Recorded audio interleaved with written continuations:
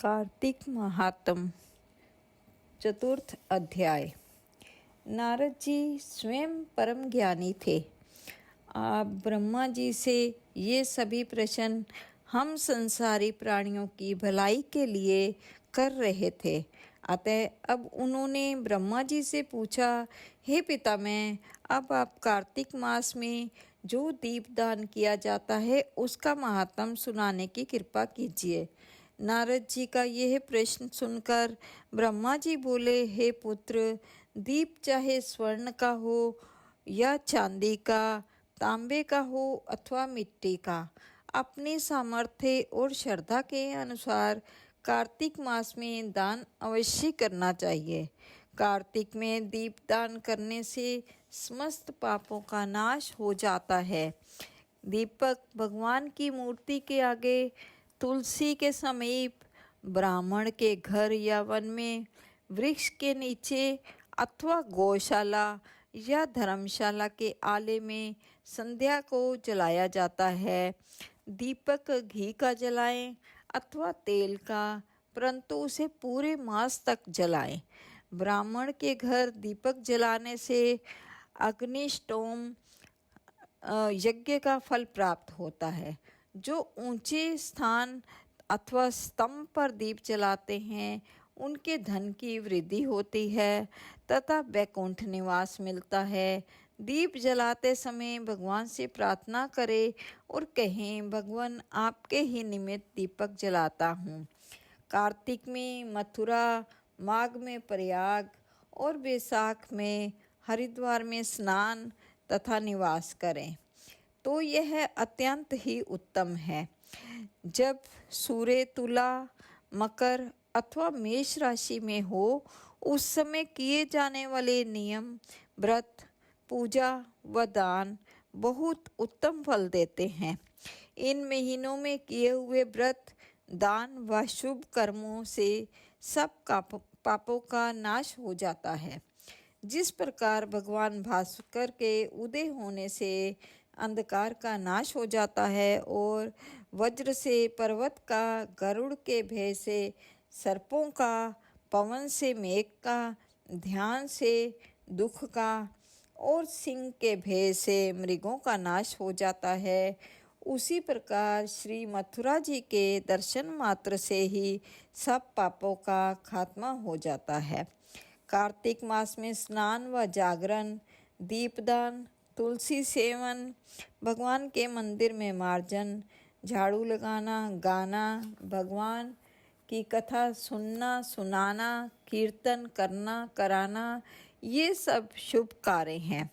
इनके करने से श्रेष्ठ फलों की प्राप्ति होती है। पूर्व जन्म के पापों को नष्ट करने के लिए भी कुछ ना कुछ व्रत, दान, भजन, पूजन आदि करना अति उत्तम है। ब्रह्मा जी के मुख से पूर्व जन्म के पाप शब्द सुनकर नारद जी ने पूछा, हे विधाता, पूर्व जन्म के पाप किस प्रकार जाने जा सकते हैं? यह सुनने की इच्छा है, सो आप कृपा करके सुना दीजिए। ब्रह्मा जी बोले, हे पुत्र, पूर्व जन्म का ब्रह्म हत्यारा, क्षयरोगी और पर स्त्री गमन करने वाला कोढ़ी बनता है। स्वर्ण चोर के नाखून खराब हो जाते हैं तथा मदिरा पीने वाले के दांत खराब हो जाते हैं। इस प्रकार मनुष्य के पूर्व जन्म के पापों को पहचाना जाता है। इस प्रकार के सभी पाप दान, तपस्या, कृच्छ, व्रत आदि से निवारण हो जाते हैं। ब्रह्मा जी ने आगे कहा, अब हम कुछ व्रत आदि बतलाते हैं। एक समय भोजन करने से तथा 3 दिन सायंकाल और 3 दिन प्रातःकाल भोजन करने को अतिकृच्छ व्रत कहते हैं। सायंकाल में 12 ग्रास और प्रातःकाल में 26 ग्रास अथवा 24 ग्रास खाने को भी अतिकृच्छ व्रत कहा गया है। 3 दिन खाएं और फिर 3 दिन उपवास करें तो यह भी अतिकृच्छ व्रत होता है। सायंकाल में 1 ग्रास और प्रातःकाल में 1 ग्रास, फिर 2 दिन बगैर मांगा हुआ तथा 2 दिन तक उपवास करें तो यह अति कृच्छार्थ व्रत कहलाता है। 21 दिन तक केवल दुग्ध या पानी पीता रहे तो यह कृच्छ व्रत कहलाता है। 12 दिन उपवास करना पुराक व्रत कहलाता है। 4 दिन कुछ नहीं खाना, फिर सत्तू खाना या फिर छाछ पीना। इसके पश्चात ब्राह्मण को दक्षिणा देना सौम्य कृच्छ व्रत कहा गया है। इसी प्रकार 12 दिन तक उपवास करना द्वादश कृच्छ व्रत कहलाता है। तुला पुरुष का दान करना और गो घृत, गोबर, दूध, दही तथा कुशा का जल पीना और दूसरे दिन उपवास करना यह कृच्छ संतपन व्रत कहलाता है। 3 दिन गोमूत्र, 3 दिन गोबर, फिर 3 दिन दही, 3 दिन दूध और फिर 3 दिन तक घी खाने से भी कृच्छ संतपन व्रत होता है। यह समस्त पापों को नाश करने वाला व्रत है। इसी प्रकार गूलर, कमल, बेल के पत्ते या कुशा का जल प्रतिदिन पीना भी उन कृच्छ व्रत है। 3 दिन तक उपवास करके ऊपर लिखी वस्तुओं को पिए तो पूर्ण कृच्छ व्रत होता है।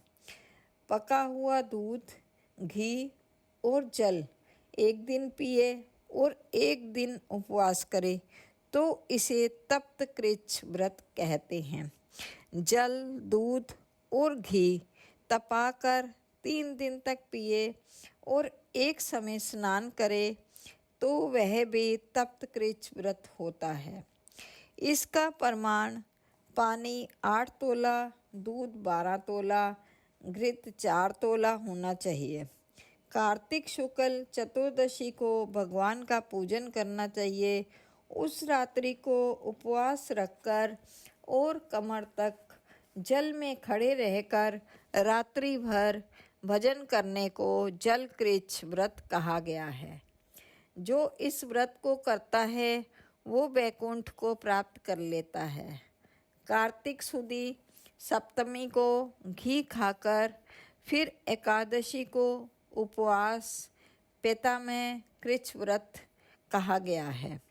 यह पैतामह कृच्छ व्रत करके दिन में भगवान श्री कृष्णचंद्र का पूजन करे तो करने वाला तीनों लोकों में पवित्र होकर वैकुंठ को प्राप्त कर लेता है। कार्तिक सुदी छठ से 3 दिन उपवास करने से महेंद्र कृच्छ व्रत हो जाता है। इसे करके मनुष्य दुर्लभ वैकुंठ में वास पाता है। 3 दिन अन्न भक्षण करने और 3 दिन उपवास करने से पत्र पंचक व्रत हो जाता है। इसे वैष्णव कृच्छ व्रत कहते हैं। यदि एकम से पंचमी तक केवल दही खाए, फिर एकादशी तथा द्वादशी को भगवान का पूजन करे तो उसे परम कृच्छ व्रत कहा गया है। इसके करने से श्वेत द्वीप में वास मिलता है। जो शुक्ल पक्ष की एकम से प्रतिदिन 1-1 ग्रास कम करता है अथवा तथा अमावस्या को कुछ नहीं खाता तो यह चंद्रायन व्रत कहलाता है। 1 ग्रास 2 तोले अर्थात 25 ग्राम के लगभग मानना चाहिए। एक बार में जितना भोजन आसानी से मुंह में आ जाए इतना ही ग्रास होना चाहिए। कृष्ण पक्ष के आदि में 14 को 5 ग्रास और फिर प्रतिदिन 1-1 ग्रास बढ़ाकर एक पक्ष में 240 ग्रास पूरे करने चाहिए। इसे भी चंद्रायन व्रत कहते हैं।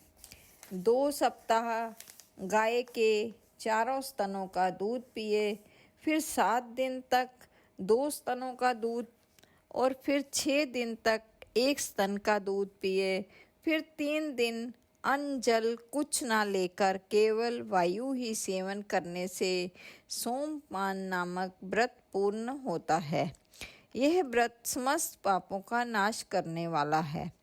गेहूँ तथा चावल की कांजी, दही, दूध, घी, जल और पंचगव्य तथा निम्नलिखित सब चीज़ें नियम पूर्वक कार्तिक मास में खाने से भी साप्तायक कृच्छ व्रत हो जाता है। इस व्रत को करने वाले को भी विष्णु लोक की प्राप्ति हो जाती है। बेल, पलाश, गूलर का काढ़ा और गर्म दूध पीकर एकादशी व्रत करने वाला द्वादशी को पारण करे तो निश्चय ही वैकुंठ में स्थान प्राप्त करता है। जो व्यक्ति कार्तिक सुदी सप्तमी, अष्टमी, नवमी और दशमी को जल कमल खाए फिर एकादशी को उपवास करे तो यह लक्ष्मी व्रत कहलाता है। इस लक्ष्मी व्रत को करने वालों पर लक्ष्मी जी कृपालु बनी रहती हैं और अंत में उन्हें भगवान विष्णु के वैकुंठ लोक में वास मिलता है। प्रातःकाल में 4 ग्रास और सायंकाल ना खाने से शिशु चंद्रायण व्रत होता है।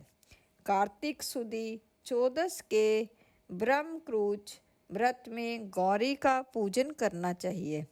इसकी विधि इस प्रकार है। गौमूत्र, गोबर, दूध, दही, घृत और कुशा का जल लेकर इन सबको मिलाकर पंचगव्य बनावें। लाल रंग की गौ का मूत्र, श्वेत गऊ का दूध, नीली गौ का दही, काली गौ का घी। यदि किसी वजह से ये ना मिल सके तो दूसरी तरह का भी पंचगव्य बनाया जा सकता है। मिलाए जाने वाली वस्तुओं की मात्रा इस प्रकार है। गौमूत्र 8 माशा, गोबर 19 माशा, दूध 12 माशा, दही 10 माशा, घी 8 माशा और कुशा का जल 4 माशा।